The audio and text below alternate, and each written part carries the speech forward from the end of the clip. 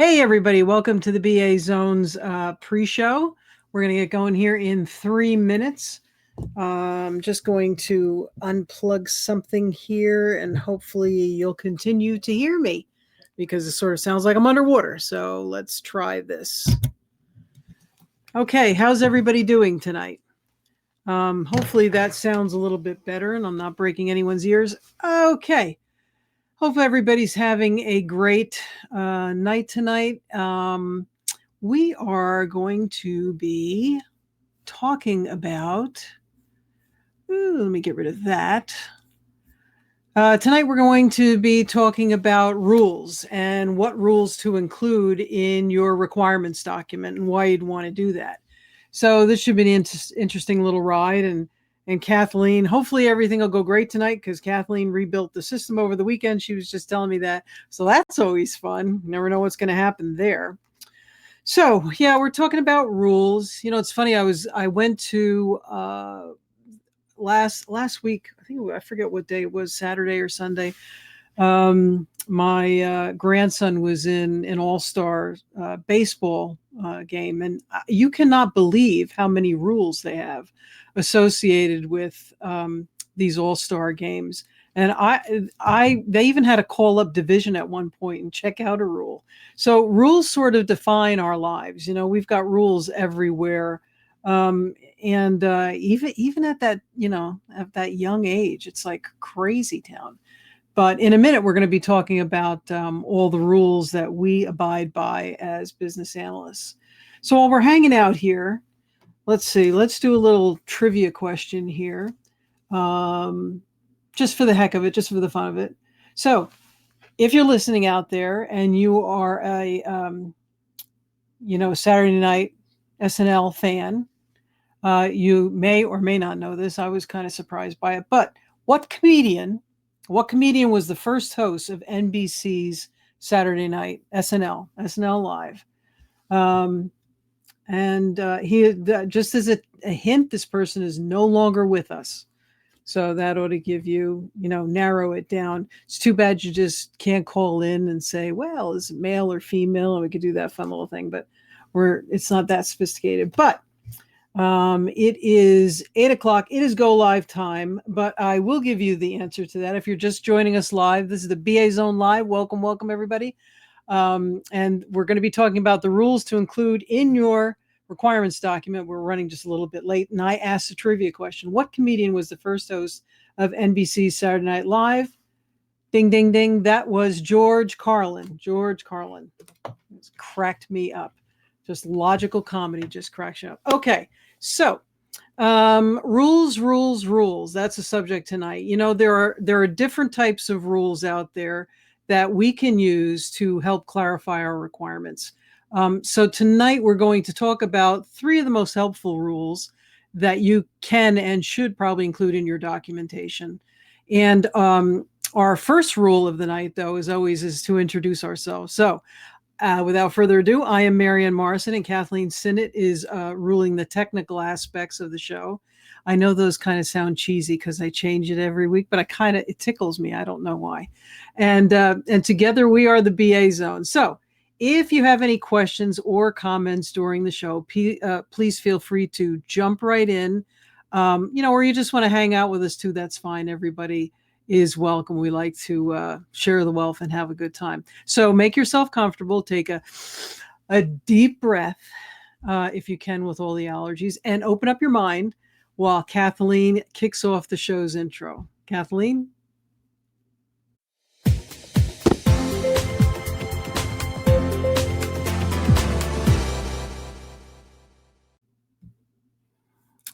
Okay, so in order for a project to succeed, it requires a clear understanding of the business or organizations, their needs, their goals, and the decisions and interactions needed to achieve those goals under each business scenario.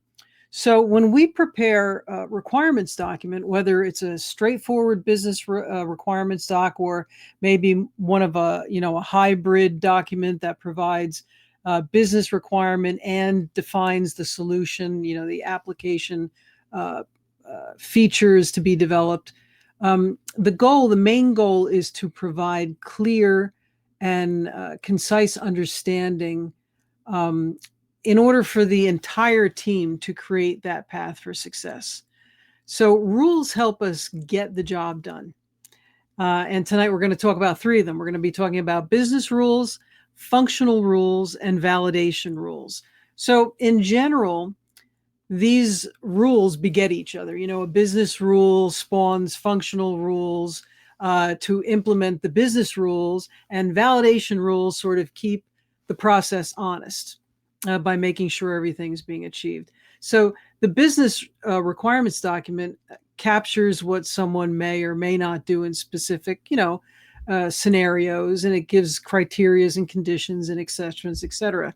And the way to really make that crystal clear is through the use of business rules. So the formal definition of a business rule is a statement that defines or constrains some aspect of the business. The informal definition of a business rule is that it communicates to the organization what it can do, how to do it under a given circumstances, when it has to be done, or what can't be done, or when it can't be done. And these business rules can be applied to people, processes, and the behavior of both. So the business rules are really, they're like individual detailed statements that govern all the decision making and actions in an organization, or try most of them anyway. They're typically owned by the business, and they should be documented and maintained by the business. But more often than not, the BAs do the documentation and maintain the business rules in a format accessible by everyone in conjunction with the business. If the organization is really a huge organization, they may have an area where the business rules are maintained and a group of people who maintain them. But more often than not, because we need these business rules to create applications, more often than not, we're the ones sort of keeping that documentation and having regular meetings with the business to ensure that those rules if they change or not. And they will change. I mean, most of the time they're pretty stable. But, businesses are dynamic, right? So business rules are dynamic in that way. If the business changes, then the business rules might change, and we have to look at how that will affect an application and all the other processes that interact with that particular business rules. So business rules really help the organization achieve their goals, and they do that initially just by identifying what those rules are, standardizing them, documenting them, and finally communicating them out. A lot of organizations don't even have the business rules documented anywhere.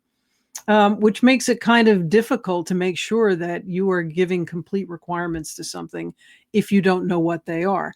Sometimes they are buried deep in code because they are not accessible anywhere else. They're not in a rules engine per se. They might be hard-coded into an existing application.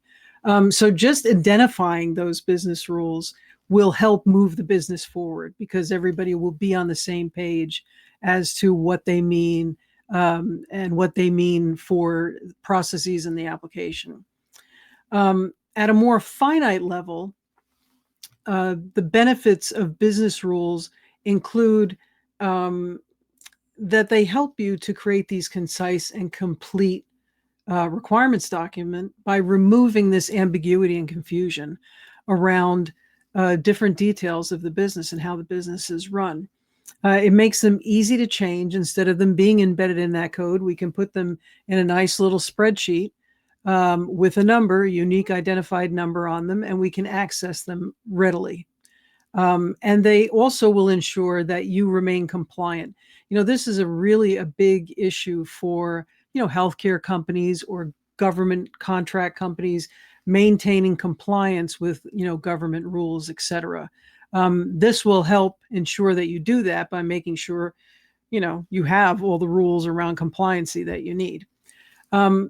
it will also, maintaining these business rules will help you create an audit trail of where these rules came from. Sometimes we have things in an application or a system. We're like, why is that even there? A lot of times it ties back to a business rule.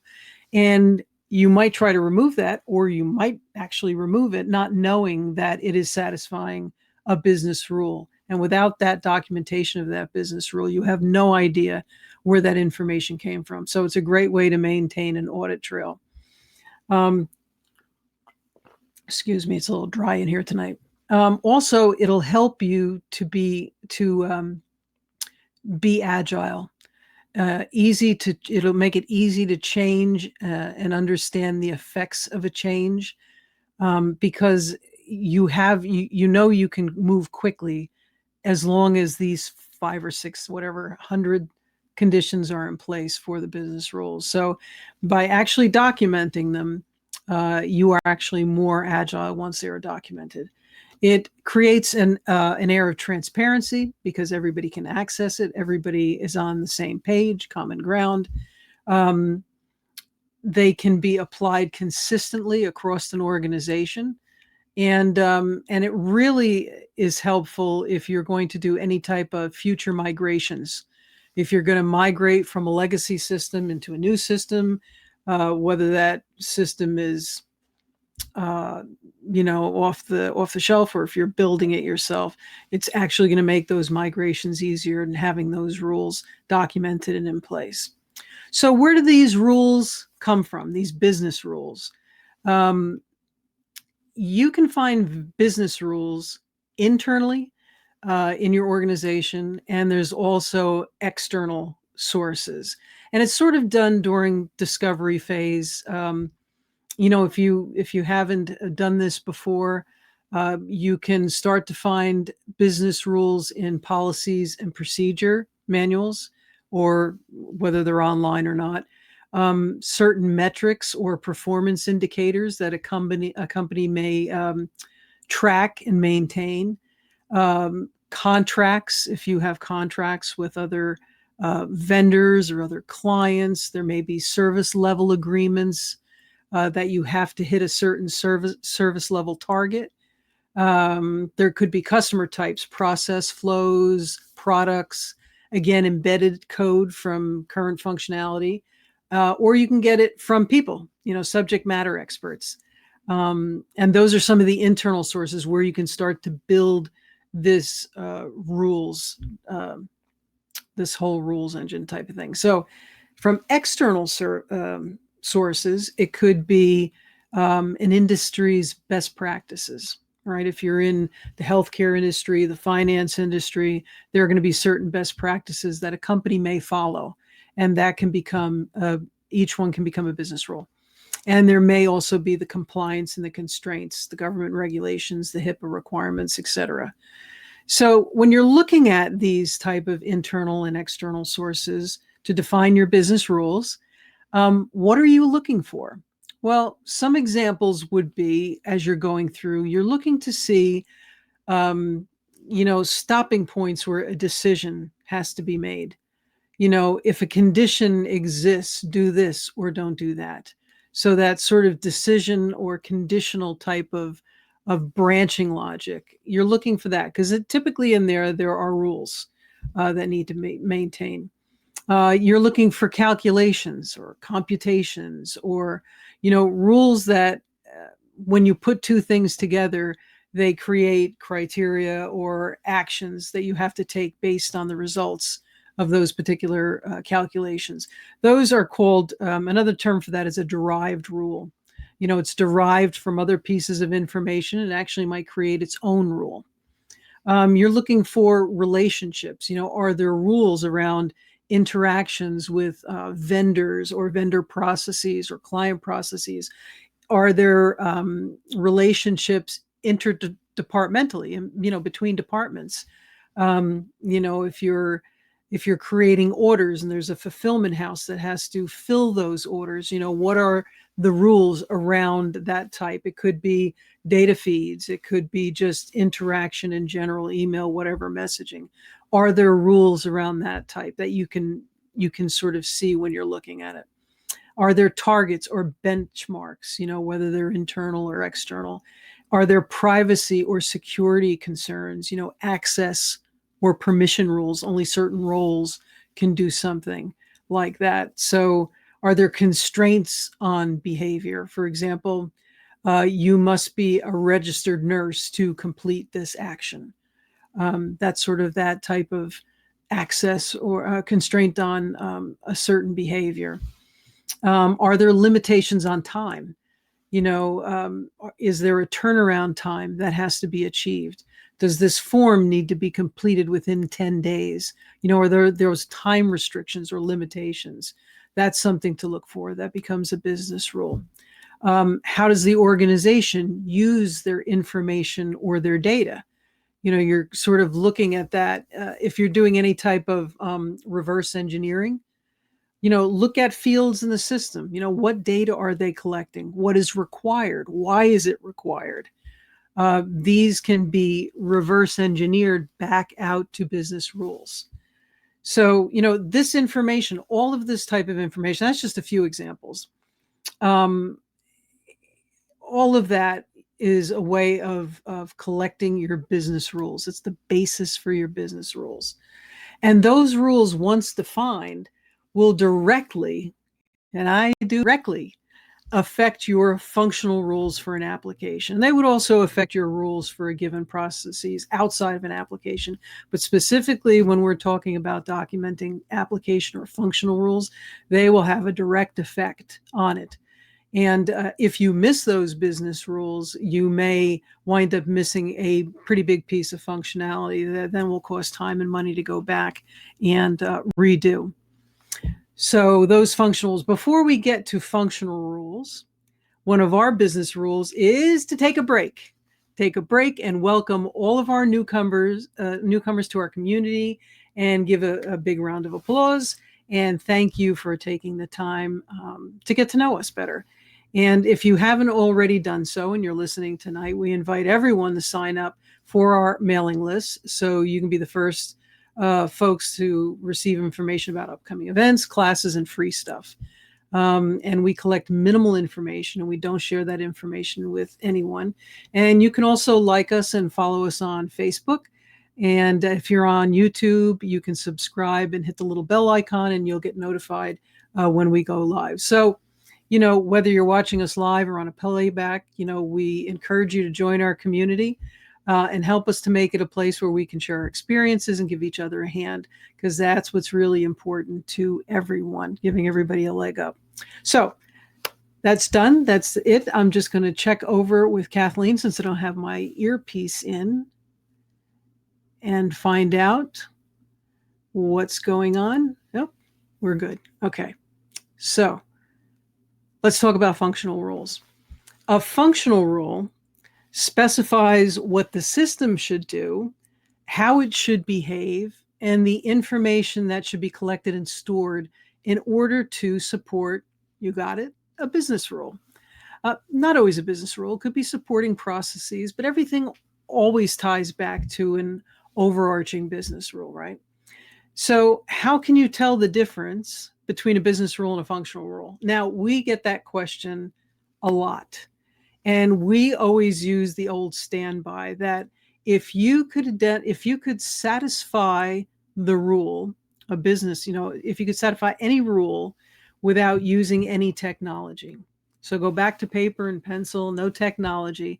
If you can satisfy the rule without technology, then it's 99% of the time a business rule, right? Once you start saying an application, a system, or a function, it is a functional rule. It is no longer a business rule. So just keep that in mind. If you can actually achieve the rule by not using any type of technology, more than likely it's a business rule. Now, is anyone going to lose it if you make a mistake and put a business rule and a functional rule and a functional rule and a business rule? Not really, because half the people out there don't know the difference if you're not in the industry, right? And so it's fine. It's if a functional rule gets in there, just move it out quietly later. Or if a business rule gets in the functional rule, that's less important, But try to keep them separated that way. But again, the world's not going to end if you sort of kind of mix the two. Okay, so the functional rules, as I said, are going to be defined by the business rules. So what do we mean it's going to affect? It's going to affect what data you collect and store, what calculations will be needed in order to satisfy some target or metric. It's going to put limitations on roles and relationships, and it will drive access and permissions. So, for example, if you have a business rule that this particular role, will only have access to these clients, that would translate or could translate to 2 functional rules or more. But the first 2 that I can think of is client names in a client drop-down list will be dynamic based on user permissions. That's a functional rule. Another functional rule may be system will auto select or display the client name when a user has access to only one client. That makes sense. So this is the really fun part of requirements, I think, is the functional rules and the business rules, because they're just like little sound bites. They're just one little sentence, one little statement, and you just keep building and building upon that so that you make sure the users get what they need based on the business rules that they've defined, right? You might need valid value combinations. So this type of service is only valid for this type of action or this type of thing. So, for example, this type of service given, if let's say it's some type of treatment given in a hospital, maybe that type of treatment is only valid if you're an outpatient versus if you're an inpatient, right? So it's sort of these valid value combinations. It will drive that in your application, the business rules driving the functional rules. The functional rules will force you to sort of maintain that data integrity and security that goes with each functional rule. The functional rule will be its own little section in the requirements document. And typically, most of the time, the format for us is put the business rules first in a section, followed by the functional rules, followed by the validation rules. So functional rules are single action statements. They're just the smallest level of an action, and you'll have many of them. I mean, applications could have, a full application could have hundreds to thousands of functional rules, potentially, depending on the complexity of the system. If you're talking about a feature, you might have, 30 business rules, and you might have 100 functional rules. It all depends. It just depends on what we're talking about and the complexity. So how do you maintain that a business rule is being satisfied by a functional rule? Well, the way to do that is through what we call validation rules, another section in the requirements document.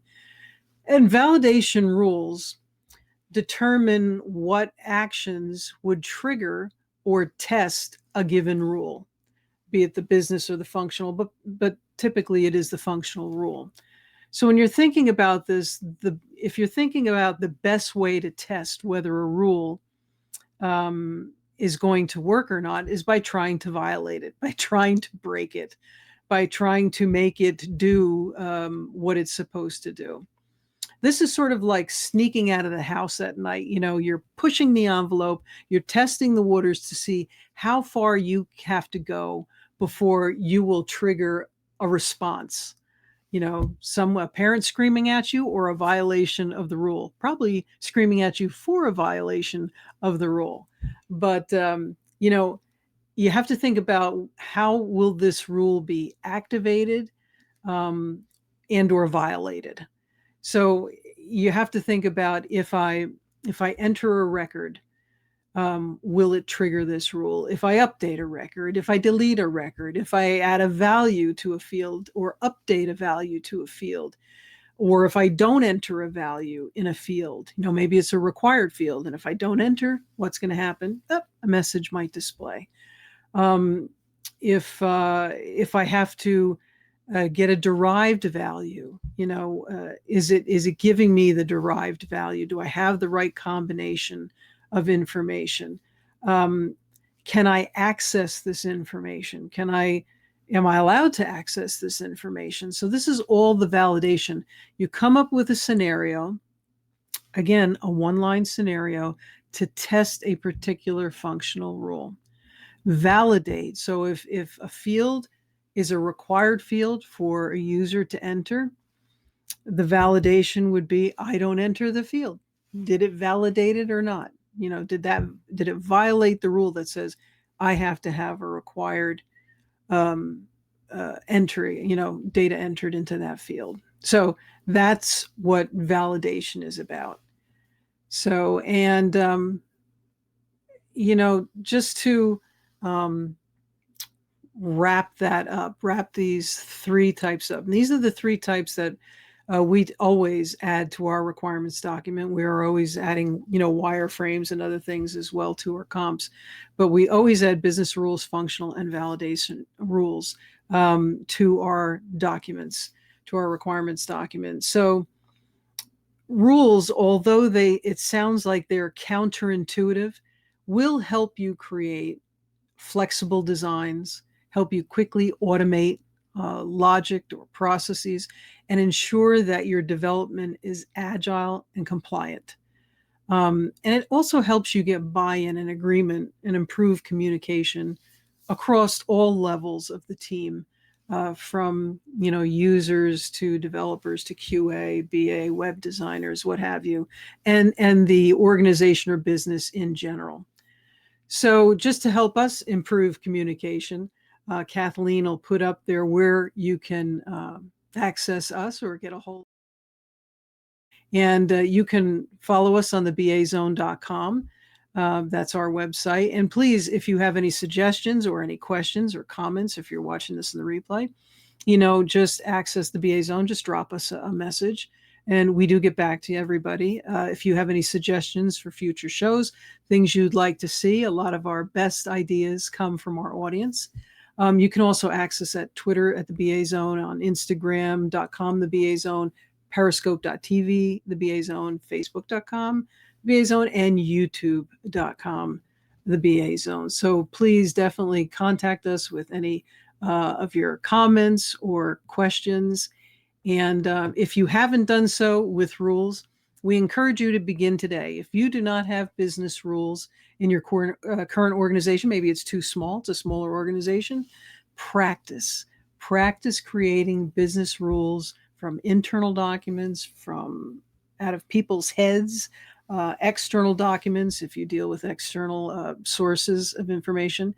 And, create a spreadsheet, start identifying those business rules, and see then if you can do a gap analysis with your current application and just see if your current application is actually satisfying the business rules that have been identified by the business. So we hope this show has satisfied your curiosity around rules, and we're sort of all out of time for tonight. But again, we encourage you to stop back next Tuesday. Not sure exactly what's on the menu for next Tuesday, but we enjoy having you here. And we hope the rest of your week is productive and positive. So have a great night, everyone, and take care of yourself. See you next week.